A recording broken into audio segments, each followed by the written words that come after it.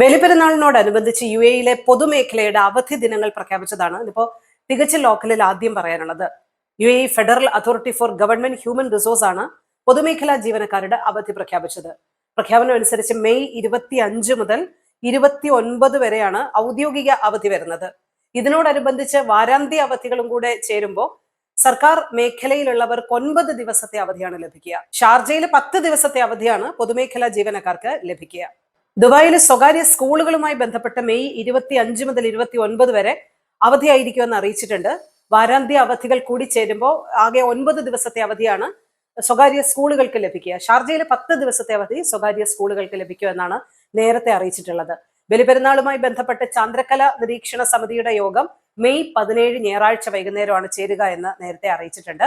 അതിനുശേഷമായിരിക്കും എന്നായിരിക്കും പെരുന്നാൾ എന്നുള്ള ഒരു കാര്യത്തിൽ ഒരു ഔദ്യോഗിക പ്രഖ്യാപനം ഉണ്ടാവുക. നിലവിലെ കാൽക്കുലേഷൻസ് അനുസരിച്ച് മെയ് 26 അറഫ ദിനവും 27 ബലിപെരുന്നാളും കടന്നു വരുമെന്നാണ് കണക്കാക്കപ്പെടുന്നത്.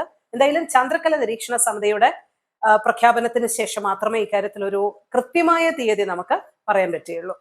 വാഹനാപകടങ്ങളുമായി ബന്ധപ്പെട്ട അജ്മാൻ പോലീസ് ഓർമ്മപ്പെടുത്തുന്ന ഒരു പ്രധാനപ്പെട്ട കാര്യം കൂടി തികച്ചും ലോക്കലിൽ പറയാനുണ്ട്. അതായത് ചെറുവാഹനാപകടങ്ങളൊക്കെ ഉണ്ടാകുകയാണെങ്കിൽ റോഡ് ഗതാഗതം സുഗമമായി മുന്നോട്ട് കൊണ്ടുപോകാൻ വാഹനം റോഡിൽ നിന്ന് മാറ്റാവുന്നതാണ് എന്നാണ് അജ്മാൻ പോലീസ് അറിയിച്ചിട്ടുള്ളത്. പുതുതായി ആരംഭിച്ച റോഡ് സുരക്ഷാ ക്യാമ്പയിന്റെ ഭാഗമായിട്ടാണ് നിർദ്ദേശം വന്നിരിക്കുന്നത്.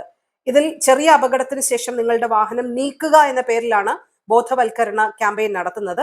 2026 ജൂൺ അവസാനം വരെ ഈ ക്യാമ്പയിൻ തുടരുമെന്നും അറിയിച്ചിട്ടുണ്ട്.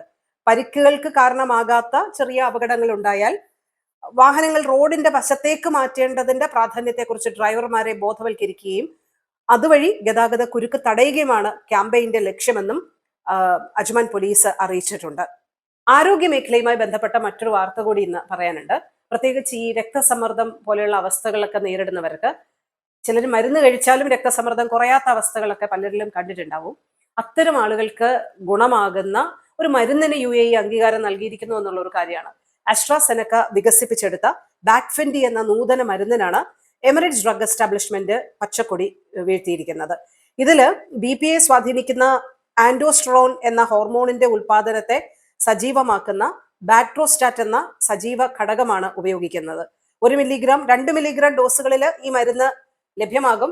ഇത് മറ്റ് രക്തസമ്മർദ്ദം കുറയ്ക്കുന്ന മരുന്നുകൾക്കൊപ്പമാണ് നിങ്ങൾ ഇൻടേക്ക് ചെയ്യേണ്ടതെന്നാണ് പറഞ്ഞിട്ടുള്ളത്. ഈ മരുന്നിനെ അംഗീകരിക്കുന്ന ലോകത്തിലെ തന്നെ ആദ്യത്തെ രാജ്യങ്ങളിൽ ഒന്നാണ് UAE എന്നും അറിയിച്ചിട്ടുണ്ട്. ലോകത്തെ ഏറ്റവും പ്രധാനപ്പെട്ട മരുന്നുകൾ, നൂതനമായിട്ടുള്ള മരുന്നുകൾ എത്രയും പെട്ടെന്ന് ജനങ്ങൾക്ക് കിട്ടുക എന്നുള്ള ലക്ഷ്യത്തോടു കൂടിയാണ് ഇതുമായി ബന്ധപ്പെട്ട പ്രവർത്തനങ്ങൾ നടത്തുന്നതെന്നും UAE ആരോഗ്യ മന്ത്രാലയം അറിയിക്കുന്നതാണ് ഇന്നിപ്പോ നമുക്ക് പങ്കുവയ്ക്കാനുള്ളത്. പശ്ചിമേഷ്യൻ സംഘർഷവുമായി ബന്ധപ്പെട്ട സാഹചര്യങ്ങൾ അയവില്ലാതെ തുടരുന്ന ഒരു ഘട്ടത്തിൽ ഹോർമൂസിലൂടെയുള്ള ഗതാഗത പുനഃസ്ഥാപനത്തെക്കുറിച്ച് ആവർത്തിച്ച് ഓർമ്മപ്പെടുത്തുകയാണ് UAE ചെയ്യുന്നത്. ഹോർമൂസ് ഇങ്ങനെ അടഞ്ഞു കിടന്നാൽ ലോകത്തിന്റെ ഊർജ്ജ വിതരണത്തിന് അത് എത്രത്തോളം വലിയ പ്രത്യാഘാതം ഉണ്ടാക്കുമെന്ന് വ്യക്തമാക്കുന്ന ഒരു സ്റ്റേറ്റ്മെന്റ് കഴിഞ്ഞ ദിവസം സൗദി അറേബ്യയിലെ അറാംകോയുടെ CEO പങ്കുവച്ചിരുന്നു.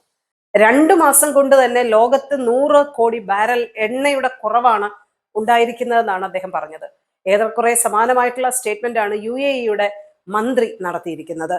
UAE വ്യവസായ നൂതന സാങ്കേതിക വിദ്യാ മന്ത്രിയും അഡ്നോക് CEOയുമായ ഡോക്ടർ സുൽത്താൻ അൽ ജാബറാണ് ഇക്കാര്യം മുന്നറിയിപ്പ് നൽകിയിരിക്കുന്നത്.